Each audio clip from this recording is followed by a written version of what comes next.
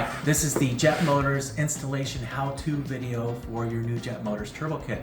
So when you receive your Jet Motors turbo kit in the box, first thing I want you to do is open it up and get very familiar with all the parts and pieces in here. Also, go download the instruction manual. It keeps getting better and better and better, but it's pretty thorough right now, and I think if you pre-read it and kind of got yourself familiar with it, it's going to be a breeze. So let's open up the turbo kit, let's get familiar with the parts. We're going to lay them all out, and then we're going to install them on this Mini. And this Mini is nothing special. It is a right-hand drive Mini with the brake boosters. It doesn't have one, but we have already deleted brake boosters on several models. And we'll go through all the steps of exactly in the instruction manual how to install the turbo kit. So let's open the box and get familiar with the parts. So you've already seen maybe the unboxing video. If you haven't seen the unboxing video, I highly suggest you watch that, because it's also just going to reiterate and get you more familiar with the parts as you go. So this we may speed up a little bit because, well, it's just me pulling parts out of the box. So I'm just going to start pulling stuff out. Okay, so as you can see, we've laid the entire turbo kit exactly what you're going to get in the box out on the bench. And this is probably one of the most important things, and that is download the instruction manual. This video is going to be very helpful, but having the step-by-step guide while you go along and this video is really going to help you. So what do we have here? Manifold gasket, intake charge pipe, air cleaner, turbocharger, intake plenum or snout for the HIF 44 carburetor, okay? Exhaust manifold, downpipe, and then of course your baggies. 1.1, 1.2, 1.3, as you can see, 2, 3, 4, skip 5, 6, 7, 8. Okay, so get familiar with these parts, watch the unboxing video, get familiar with it on the online manual, and here we go. Let's start putting this thing on the car. All right, here we go. We're about to install the turbo kit on this classic Mini Cooper. What's the first thing you do? Disconnect the battery. So come on back here, disconnect your battery. Now this has one of our disconnects on it, and all you got to do is turn the knob. All right, and as you can see here, we got rid of this lousy ground cable. If the ground in a Mini is so important, I can't stress to you how important grounds are. Look at this cruddy old cable. They almost always look like that. So we sell these on our website. We also sell these little battery cutoffs. You're gonna want one of these. Get the one with the USA made flag in the center. The Chinese ones fracture and break right here, and that sucks. All right, that'll strand you on the side of the road. So get yourself a battery cutoff switch, turn off your battery. Next thing you're gonna do, remove the bonnet. Now before you remove the bonnet, scribe some marks or take a Sharpie and make some good indicators of where the bonnet was before you took it off. So when you put the bonnet back on, it's all in alignment and it shuts and it closes easily, and it's right where it's supposed to be. So what are we gonna do now? We're gonna clear the engine compartment by removing the intake manifold, the carburetor as one piece, the exhaust manifold, the exhaust system. That all needs to come out. Now this car already has a single 1.75" HIF 44 carburetor. That's what we designed the turbo kit for. That or the electronic fuel injection from Specialist Components, which we've been working with hand in hand for our turbo kits. This also has the high voltage Jet Master Kit ignition system. Now we've got these dialed for the turbo kits. When we finish this, we're going to do a tuning manual, and we're also going to do a tuning video. After you get your turbo kit installed, where do you set the timing? How do you set your fuel? That's all coming in the tuning videos, okay? But today, we're gonna study and learn how to install this turbo kit, and it's really easy, okay? Come on over here, I wanna show you one of the other options. This here is the Specialist Components fuel injection, okay? It's wonderful with our turbo kits because what they've been doing is they actually pre-programmed the computer with our base maps. So it's pre-programmed for you, and it's pretty much turnkey. So once you light it, you can go drive, and there's just fine tuning after that, okay? What's great about these fuel injection kits, should you choose to get one of those for your turbo kit, is that we can control the fuel and the timing, and that's critical under boost. So I highly suggest, if your budget allows, go ahead and get one of these fuel injection kits for our turbo. All right, let's continue doing the install. The first thing Paul's going to do is, like I said, remove the intake and the exhaust, but I want to show you something. This is a right-hand drive car. And what was the first thing you discovered, Paul? Well, we needed to clearance this a little bit for our downpipe. That's right. So we sell this little brake line. If you have a right-hand drive Mini, this line is probably going to hit. So it needs to be moved or it needs to be replaced with a bent cable like this. Now, Paul went and took this straight one and went and bent it like this so that it will clear. So we'll cross that bridge when we get there, but I wanted to show you that while we were standing here looking at it. So here we go. We're going to go ahead and start removing some stuff. You ready? Mm-hmm. Let's do it. All right. Step 1. Remove exhaust header, intake manifold, and engine support brace, or we call it the upper engine stabilizer. You need that upper stabilizer removed so that you can rock the motor, because you're going to want to fish this downpipe into its location, and you do need to get that motor to rock a little bit, all right? This particular car is losing its windshield washer bottle. As you can see, Jim is removing the washer bottle right now. If he wants to keep his squirters, we're going to have to put that someplace else because the turbo is going to be sitting there now, all right? What's step 2? Step 2, replace the studs if damaged, or chase them with a 5/16 24 exhaust stud with die nut, or if required.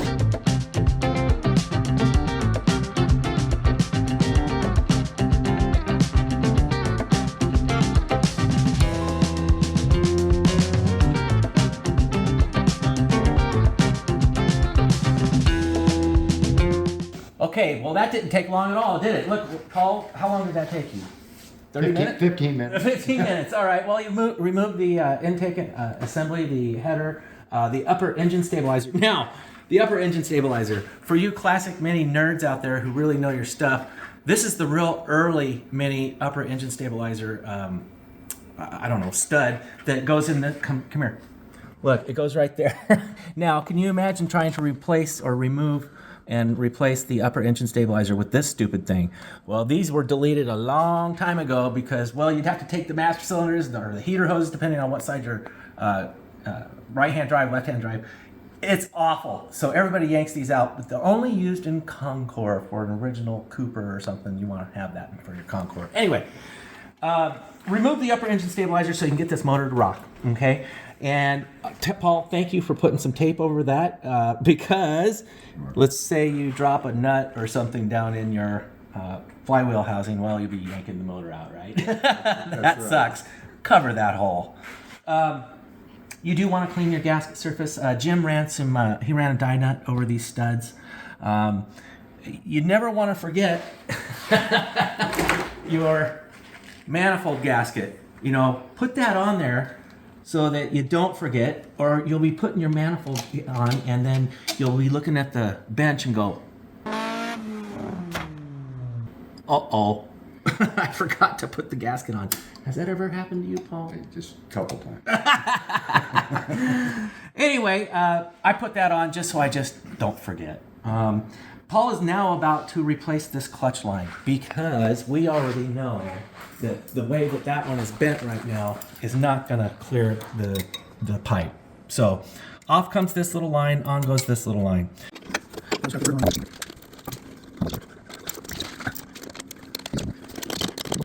All right, so after you replace the clutch line, now's the time to bleed it because you don't want your turbo and all your stuff in your way right now. It's super easy. So go ahead and bleed it real quick, guys.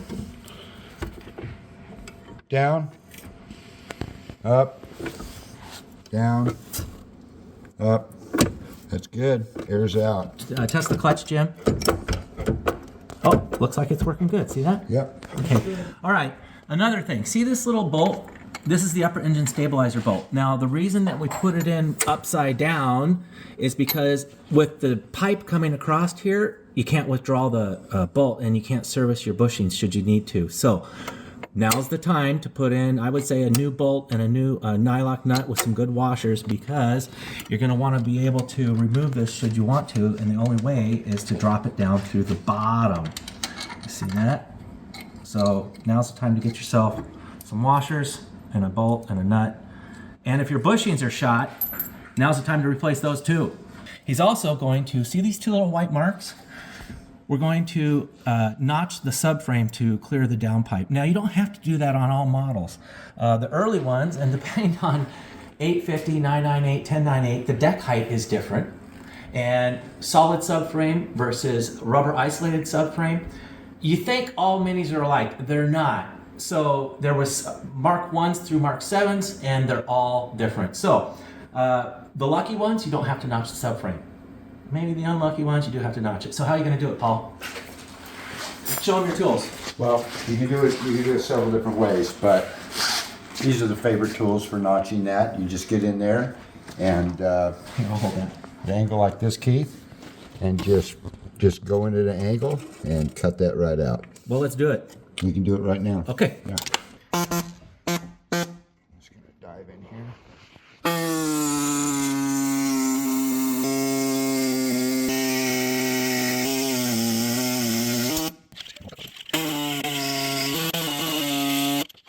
You can see here, Paul finished making the notch. That was easy. This is not hard, guys. You can do this, all right? You can see we put our intake manifold plate over our ports.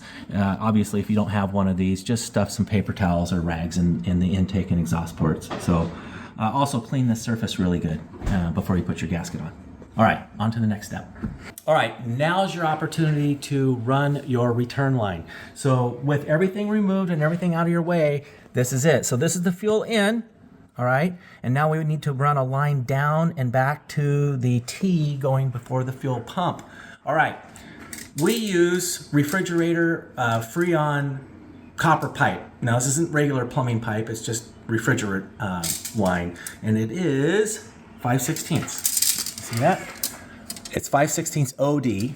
I'm not sure what the ID is, but if you get some 5/16 tubing, you can bend this up. It's real easy to bend. And run your return line. Now, you don't have to use this. You can use regular rubber fuel line if you want. And just run your fuel line back, secure it to the bottom of the floor. It's going back to the fuel pump, and I'll show you how we do that. There's plenty of room on these tabs to hang a second return line. And I just pull them back. I follow the existing fuel line, run them down, give it a tap. Leave myself some extra line here. There's my return line for the turbo kit. And we'll go forward and I'll show you how I ran it through the subframe.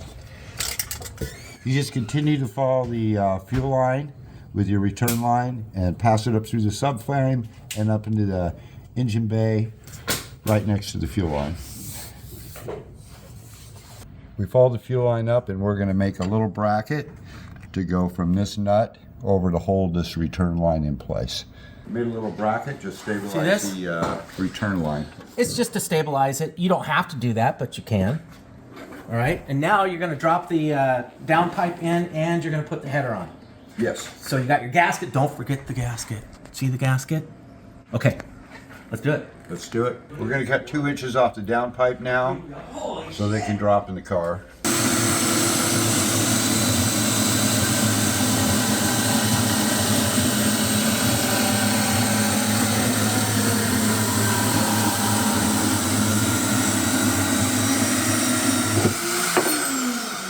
Like butter. That's it.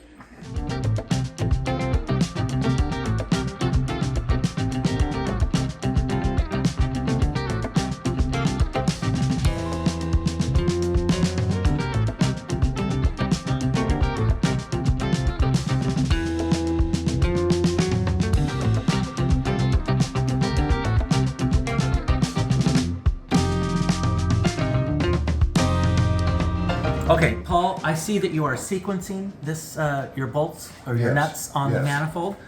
Explain to me what you're doing and what did you just do over there on the bench grinder? I ground my wrench a little bit. We have a little bit of clearance issues so that I can get on this Yeah. to tighten it up.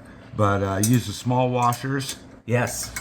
on these. So these small washers are in your bag, okay, and you're using those on the 2 inner flanges on the exhaust manifold. Mm-hmm. Can you guys see this? The only ones. Put your wrench on there. Okay. All right, so Paul, what you've done here is you've temporarily fastened the turbo to the to the header, right? Yes. Okay, so you did that because what you want to do is clock this turbo. So you see how we can turn the turbo right now? Also, I want to point out this little fitting here. Remove the large orifice on your oil feed pipe because this is 1.5 millimeter, and if you don't restrict the oil pressure, or you'll lose oil pressure in your motor because that hole's way too big. So you need to put that fitting in there. Clock your turbo. You want to clock it so that the oil drain, this is the oil drain down here, is perfectly straight to your oil drain on the flywheel housing. So make sure you do that. And this is, again, just a mock-up because we're going to remove it and we're going to put some silicone there. All right, see you on the next step. All right, if you see this flange in your turbo kit, just throw it away. It's not a spacer, it's not needed, and just get rid of it. Don't need it. If you see this gasket in your kit, we don't use this. We really want you to use the RTV high temp silicone. These have been failing, so we don't want to use this. Use the red high temp RTV silicone. If you have this little gasket in your kit, this is for the turbo oil drain.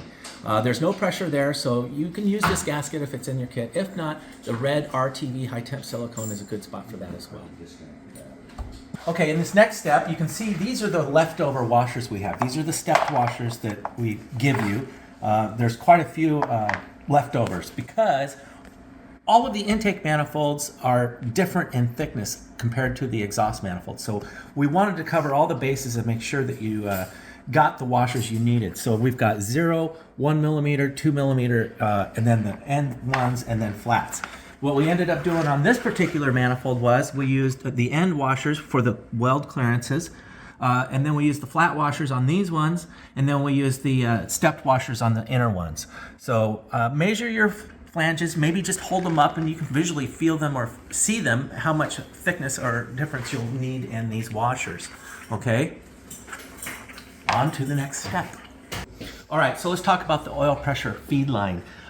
In your bag is a 1.5 reducer or restrictor for the oil pressure feed. We want to reduce the amount of oil being pumped into the turbo so that we're not overfilling it with oil and it'll smoke. Come over here, I want you to see how we put it into the block. So included in your bag is the 2 or 3-way fittings. So you can see this car has an oil pressure light. You might have an oil pressure gauge, which is you're going to take the fitting out of your block and put it on the end of the adapter, run your oil pressure like you normally would, and in the side is where it feeds the oil pressure to the turbo right here. Pretty straightforward.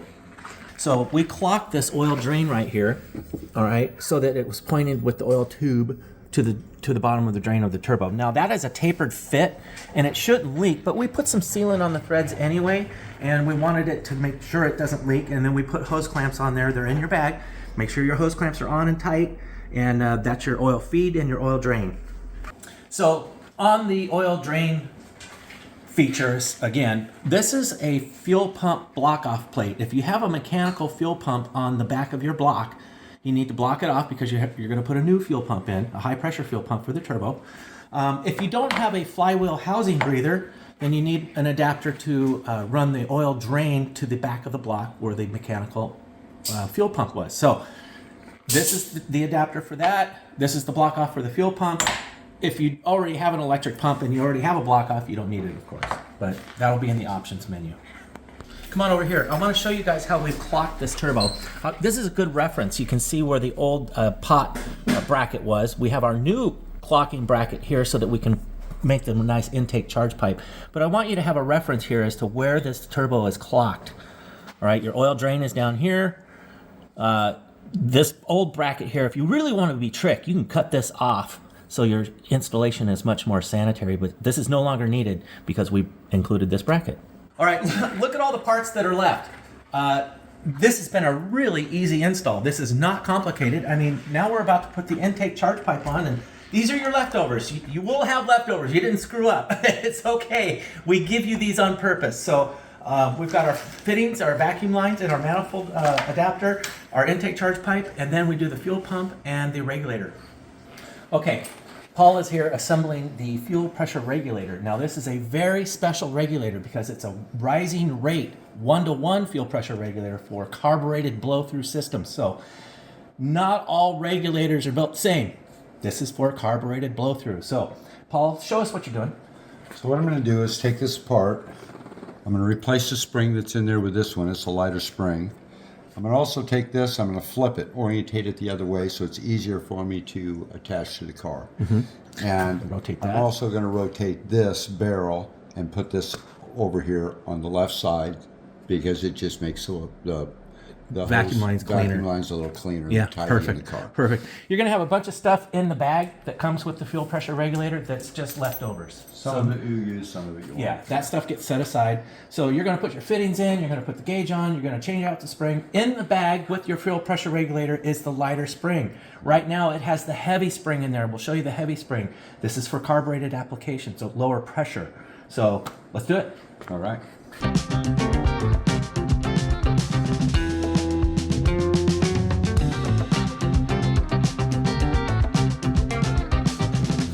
Okay, so we're installing the fuel pressure regulator, the 1-to-1 rising rate fuel pressure regulator. Paul, tell us what you've done. You bent the bracket, you flipped it over. I flipped it over so I can mount it very easily and sit it in an appropriate place. I turned this head around so the vac would come out this side, Where does that go? so it could be very convenient. So you can see we got our manifold plug in here. Yeah. There's going to be a T on this. We'll show you the routing of the vacuum lines. It's real easy. All right, let's go ahead and mount the pressure regulator, and then we'll hook it up to the fuel, and we'll do the vacuum lines.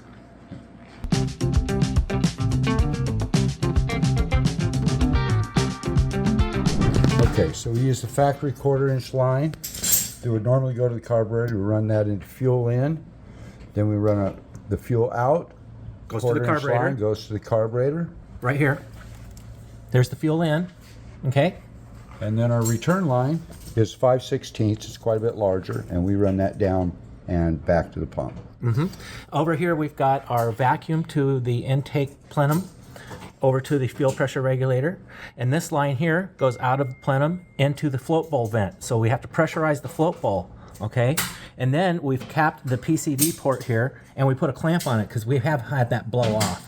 So that's really good and tight, and that clamp really helps. It's done. Check this out. We've done the intake charge pipe, the turbocharger, the downpipe, the header, the heater valve. We rerouted the heater hoses.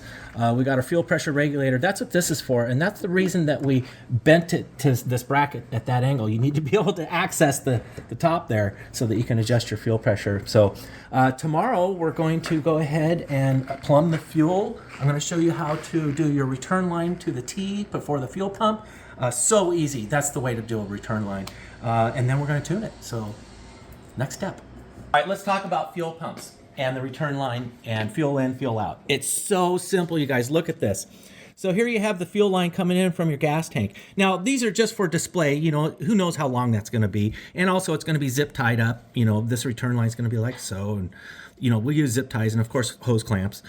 So let's talk about it. Fuel line into the fuel filter, into the fuel pump. The return line coming back from the regulator. And while it does is circulate. The return line is just circulating through the fuel pump. It's already been filtered.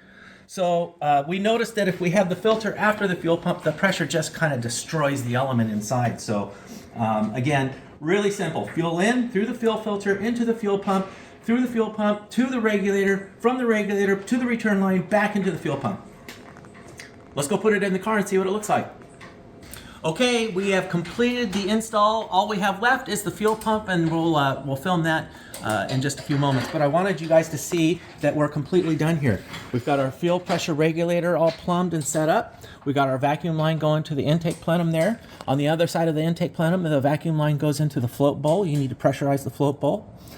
We've got our blow-off valve going to the intake manifold here. And we've got our vacuum line going down to the distributor. Now, we did that on purpose because there is a port here on the carburetor. See this?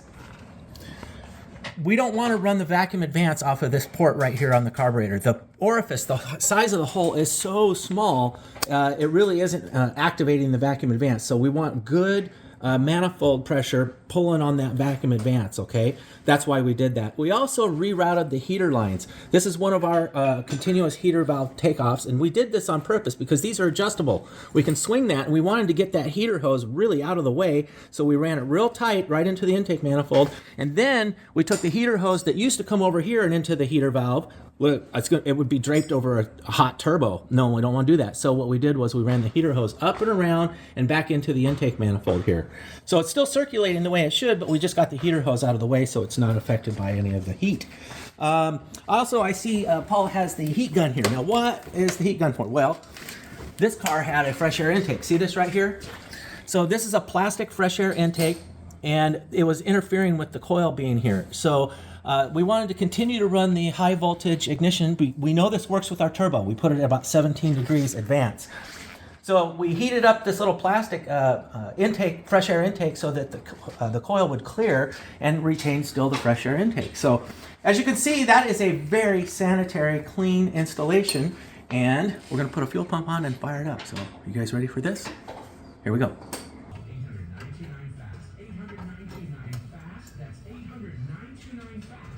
All right, so what we're going to do now is set the ignition timing, and it's critical on a boosted motor. So because we're only going to run about 8 pounds of boost on this motor, we are going to set the timing a little more advanced than we normally would, about 20 degrees. However, if we are going to run 10 to 12 pounds of boost, we're going to retard that timing down to around 17, maybe even 14, 15.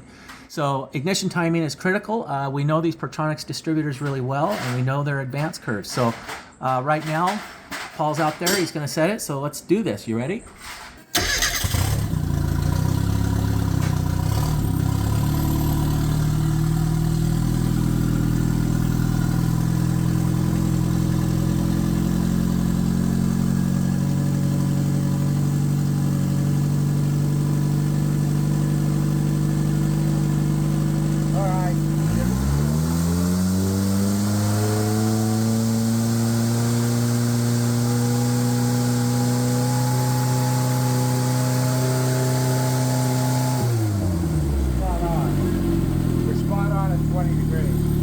Cut it off.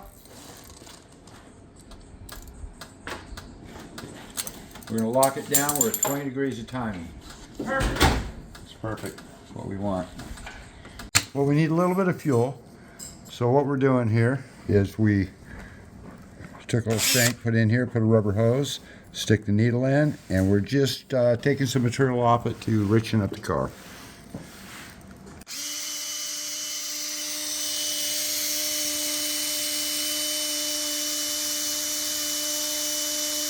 Okay, well, we set the ignition timing. We wanted full mechanical advance, so that means we disconnect the vacuum advance. So here I am hooking the vacuum advance back up,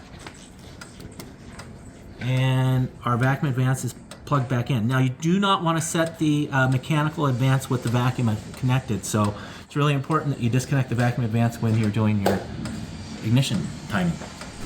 All right, so this is the wrap-up video of the how to install the Jet Motors Turbo Kit, and right now we're in the final stages of tuning, and Ryan here is the tuning master.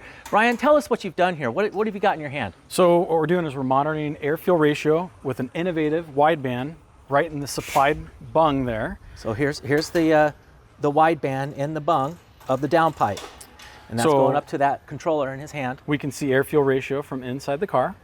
The second thing that we do is we look at boost, and what we do is we just tee in right here to the vacuum lines and run a boost gauge into the vehicle. So let's go drive the car and see where our air fuel is, and we'll tell you what we've done and what you need to do too. So let's go. You ready? I'm ready. Okay. This is testing and tuning of your new Jet Motors Turbo Kit. So Ryan, I'm going to ask you a lot of questions. Okay. Well, first off, that was a cold start. Not bad. Look at how that started. That's nice, isn't it? That's perfect. We'll build some heat in it before we get on it. Now, we probably want to let those know that are tuning their own cars, we leave these cars just a little on the rich side at idle. And low throttle. And it helps us starting, and they run really well that way. So a typical air fuel number, probably be 11 to 1 or 12 to 1. Yeah, show them that. Hold that to the screen. Right now we're actually about, there's 9. That's rich. Yep, that's pretty rich. We might have a little choke in, but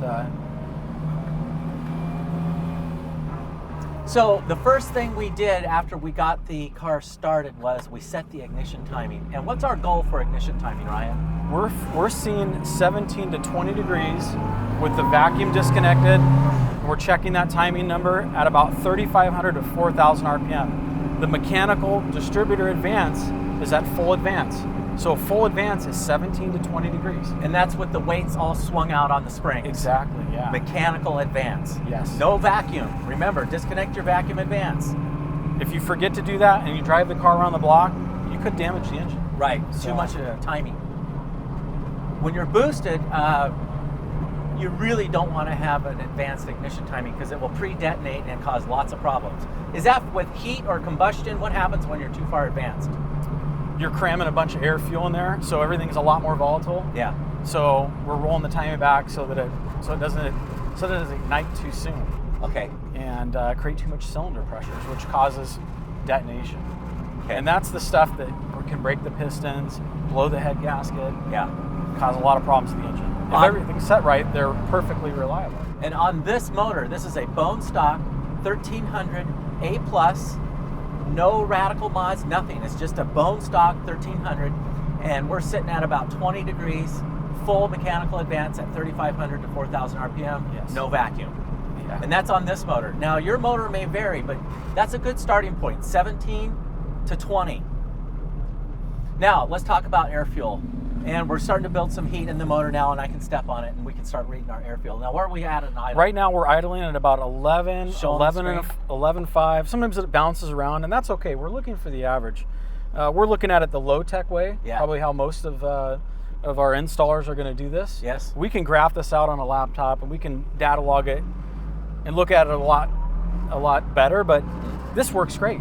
So we're looking for pretty much averages, like Look at that.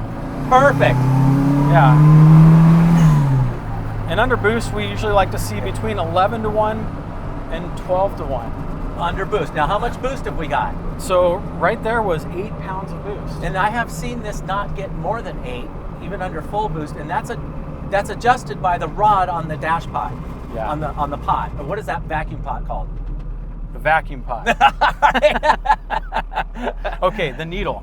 Yeah. Okay, the needle is the other part of tuning these. So first you get your ignition set, Yep. and then you're going to start to work on your needle. As you drive the car, if it hesitates or coughs or it's too lean, you need to let off the throttle. Yep. You need to go back to your garage and pull the dash pot off and carefully remove the needle. Yep. And do what we call profiling of the needle. Profiling of the needle will allow more fuel to enter the engine the more you remove off the needle. That's right. So on this car, we probably pulled that dash pot off 3 or 4 times.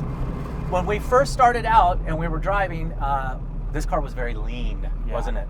Yep. And you do not want to run it in a lean condition. What happens if you do that, Ryan? Detonation and a damaged motor. You So can really hurt your motor. yeah, So I noticed it go lean, and you said, "Jeremy, get out of it." yeah. When we So were tuning this, absolutely. that's right. So we went back to the shop, we pulled the needle out, and we had Paul reprofile it. And we'll cut to that video so you can see what reprofiling the needle looks like. How far did you have to go on this one? Enough where you could use that needle to sew with. So it is as fine as a hair It's and very- sharp as a needle. Yeah, it's thin. Not all of these are going to be the same. We're Yeah. noticing different amounts that they need to be profiled. That's right. So you want to take your time and you want to go slow with it. And Paul will explain a little bit of that as well. Yep. Let's give him a treat. Are you ready? Okay, let's go. Oh, that's so awesome. And this is uphill. Yeah, Wow. there we go. Oh, that's never going to get old, is it? No, it never gets old. What's amazing about the turbo kits is they produce a lot more torque. You know, it seems like every turbo kit doubles the horsepower, no matter what the displacement is. If you're making 25 horsepower, you make 50 horsepower. If you're making 50 horsepower, you make 100 horsepower. Yeah. So it just seems like it doubles the displacement. Absolutely. Yeah, if I didn't know this was turbocharged, it feels like a 2600 cc motor, doesn't it? Yeah, it sure does. Now we're going up a big hill. Let's see what it does. Read the air fuel. Look at that, 12. 12, 11.8, 12. There we go. That looks great. Oh, that's fantastic. They'll have a lot of fun with this. And so will everybody else that puts a turbo kit That's on. right. If you haven't ordered one of the new Jet Motors turbo kits, go get one. We are fulfilling the orders and they are going out, and we've sent a lot of them so far. So, all right, well, there you go. That is your how to install a Jet Motors turbo kit in your classic Mini Cooper. All right. Thank you, Ryan, for all your help. That was bet. fun. See you on the next one. Cool. This car runs awesome, Jeremy. It does.